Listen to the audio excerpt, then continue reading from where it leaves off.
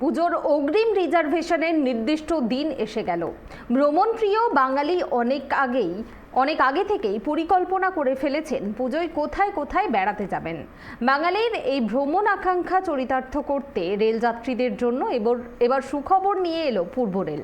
শিয়ালদহ ও হাওড়া ডিভিশনে রবিবার সকালের শিফটে খোলা থাকবে রেল রিজার্ভেশন অফিস, যাতে যাত্রীরা রবিবার দিনগুলোতে অগ্রিম আসন সংরক্ষণের সময়সীমার তারিখে থাকা যাত্রার জন্য টিকিট বুক করতে পারেন।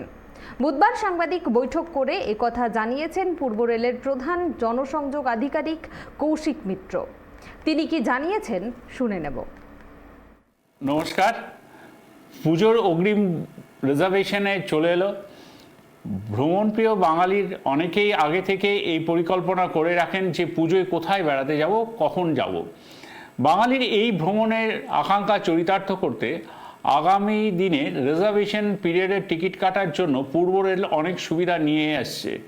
আসন্ন পুজোর সময় প্রত্যাশিত অতিরিক্ত ভিড়ের কারণে 16 জুন থেকে 14 জুলাইয়ের মধ্যবর্তী সময় সমস্ত রবিবার অর্থাৎ 16 তারিখ, 23 তারিখ, 30 জুন এবং 7 এবং 14 জুলাই শিয়ালদা ও হাওড়া ডিভিশনের রিজার্ভেশন অফিস সকালের শিফটে খোলা থাকবে, যাতে সাধারণ মানুষ তাদের প্রয়োজনীয় টিকিট আগাম বুক করে রাখতে পারেন পুজোয় বেড়াতে যাওয়ার জন্য। হাওড়া ডিভিশনের সমস্ত রিজার্ভেশন অফিস এই রবিবারগুলি সকালের শিফটে খোলা থাকবে।